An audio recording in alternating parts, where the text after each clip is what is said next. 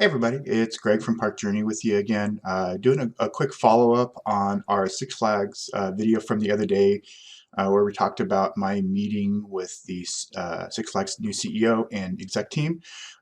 So I just wanted to kind of do a quick follow-up video. I promise this is not me trying to double up on getting more views on that, but there was a couple things that came up in some of the comments over the last couple of days from some of you that I wanted to address, and then a couple things that I actually forgot about, honestly forgot about, because I recorded that video about 7 o'clock in the morning on Monday or Tuesday it was. So I didn't mention a couple of things that I wanted to get into that some of your comments had actually reminded me of. So again, promise you this is not me just doubling up. That's not what we do.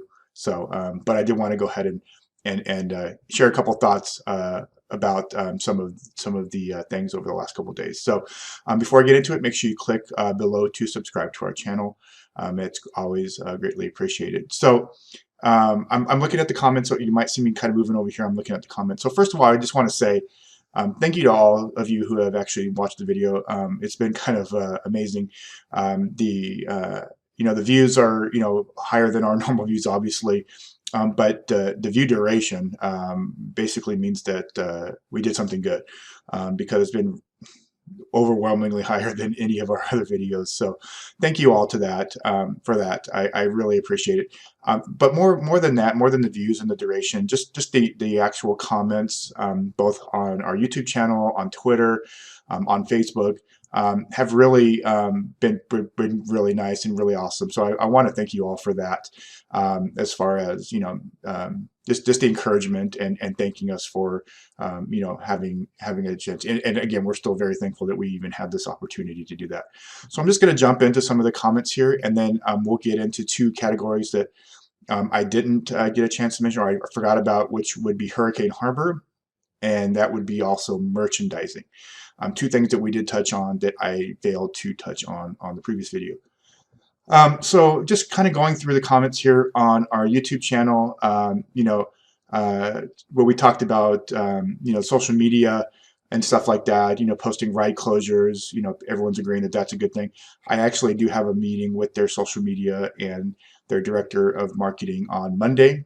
So hopefully something will come out of that, as far as kind of encouraging them, to use their own social media channels.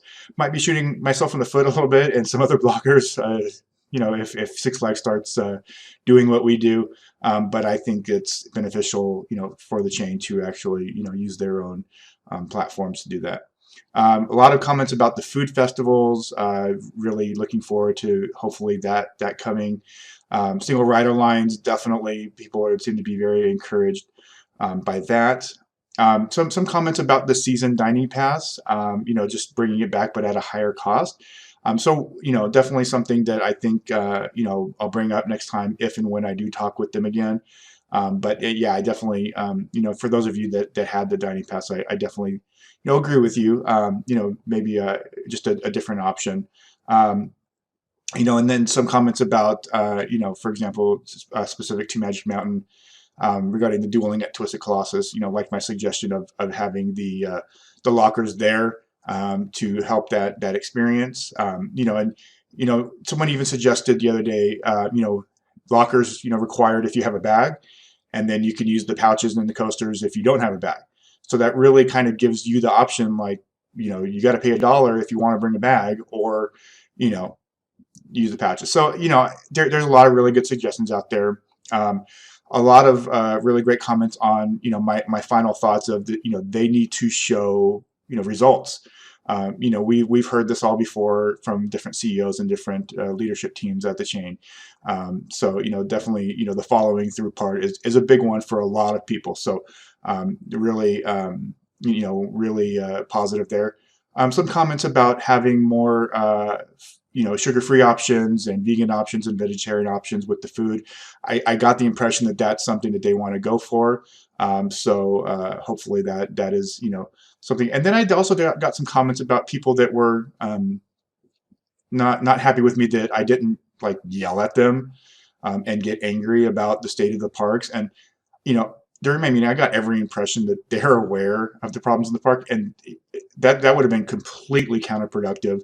We want this conversation to be ongoing. We want them to reach out to more fans, more people in the online community to get their thoughts on changes in the parks, and just getting angry with them about what the past leadership did.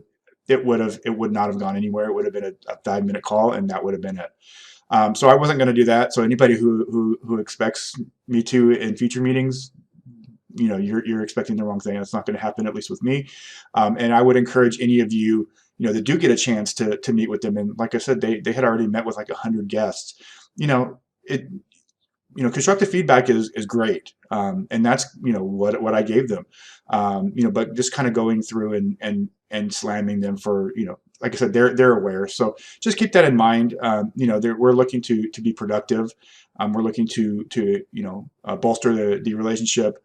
I'm not going to sugarcoat it. If things don't start happening, again, if you've been a fan of ours for a while, you know that we don't sugarcoat things. So, but I'm not going to just yell at them to yell at them. That's not what we do.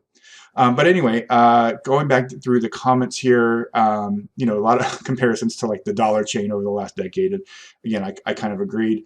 A lot of comments about the preferred parking at especially Magic Mountain, that it just makes no sense. Again, I didn't get a chance to talk with them specifically about that.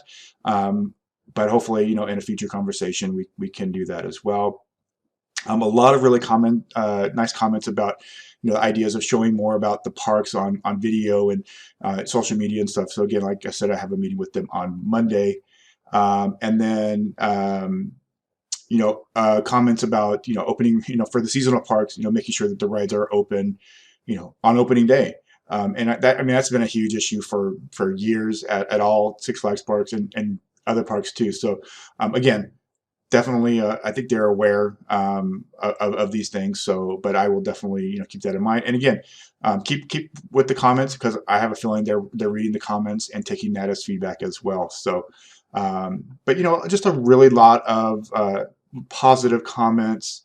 Regarding that. So two of the things that were brought up was Hurricane Harbor and merchandising. So it was last night somebody asked, did they mention anything about Hurricane Harbor? And it was, honestly, I hadn't even thought about it until that comment. And yes, we did talk about Hurricane Harbor.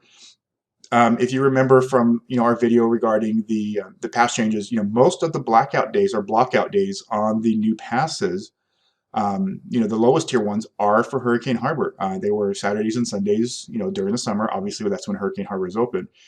And something basically said that, they want to encourage more families to be at the parks, on the weekends. The Hurricane Harbor seems to get, overrun with, kids getting, dropped off, or teenagers getting dropped off. And then, you put your stuff, you reserve a chair or something, and then you come back, you go on a slide, or you go in the wave pool or lazy river, you come back and your stuff's gone, or it's been moved, or anything like that. And he touched on, those specific type of things with Hurricane Harbor. Also touched on having more cabanas. Apparently from the guest feedback, that is something that was brought up quite a lot. Regarding cabanas. So look for that at some of the Hurricane Harbor parks. I don't, obviously as far as space is concerned, I don't know if that means they're going to expand some stuff, to add more cabanas. But yeah, they are definitely aware that there's issues with Hurricane Harbor. They do want to encourage more families to, enjoy the water parks on the weekends, because let's face it, when you go to Hurricane Harbor, you're going there to relax and chill and enjoy the environment, and not fight for chairs, and not have to get there right at opening and run and get your chair, and have somebody camped out all day to make sure that no one's touching your stuff. So again, every indication that they are aware of what's going on at Hurricane Harbor. So yes, we did talk about Hurricane Harbor, and hopefully we'll start seeing some positive changes at Hurricane Harbor once those parks start opening for the season. And then the other thing that was brought up was, regarding merchandise. And again, we did talk about merchandise. I kind of made the comment that, if I'm live near Magic Mountain, there's some Magic Mountain specific merchandise. I even brought up the Coaster Dynamics things, the coasters or the Parkscapes. And I even showed them that I had just bought that. And that, it's great because it's park specific merchandise. And, you get some like generic, Six Flags Magic Mountain stuff. But what's the benefit of me? Let's say I go to Six Flags St. Louis and they have the same merchandise that I have, that I could get at Magic Mountain. What's the motivation for me to spend any money in their shops? And we collect theme park magnets, and our garage refrigerator is full of theme park magnets. But not a lot from Six Flags because they're just generic Six Flags things. So we did talk a little bit about that. I also brought up things like retro merchandise and how it's been really successful at some other parks. Namely Knott's has brought in the retro merchandise over the last couple of years, and it's been amazing. And even stuff like Fright Fest merchandise. Some really cool Fright Fest merchandise last year, but again, it's just Six Flags generic, Fright Fest stuff. So, just a little more talk about having park specific merchandise. And again, I think that that's something that they definitely took some notes on. But again, I do encourage you all, if they start doing these things, you gotta spend the money and you gotta buy it. If we want, stuff to continue, if we want, merchandise that's park specific, we want good food to continue, we want to have food festivals, we have to support these things when they start bringing them to the park. So, some of it is on us too. Yes, they want to improve the parks and they want to do all these things. But if they're not going to make money off this stuff, it's not going to happen. The goal of any company is to make money. And if you don't think that's the case, then I'm sorry, but that's their goal. But so some of it is back on us as fans to spend the money and support these things, and I hope that we all do. If they do it well and they do it right, I don't see any issue, any problem with us going and supporting these things, and hopefully, you all will as well. And then just a couple of more things here in the comments. Some comments about asking about shows and characters. That they've been hearing that shows and characters are not coming back in some regard. Again, we did not talk about it. I will make a note of that. Hopefully, again, for the next time. More shade in the water parks, which I already kind of addressed. Somebody asking me if I recorded the interview, and no. And I don't see that happening anytime soon unless we do some kind of like interview type scenario. This was, not that kind of meeting. And I think that, some of the things, may not have been talked about, if you're recording things. And then, and in addition, people were disagreeing with me on some things, like about the lockers. Some people were like, well, I don't care about landscaping. I just want more coasters. And that's fine. But a lot of us do care about, shade and landscaping and stuff like that. And it kind of brings in the entire park to me. But please, if you disagree with me, please do. I'm not going to take it personally. So, just, keep with the comments. And again, thank you all again for the incredible feedback on this. So like I said, I have a meeting with the director of marketing and their social media person on Monday to talk about some of the things that I had talked with them about, such as the videos and possibly doing, an official podcast. I won't be involved in any of that, but just bring up some ideas. I think that that's something that could really be beneficial. So again, if you have any additional comments, anything like that, please feel free to leave them in the comments. And thank you again, and have a great weekend.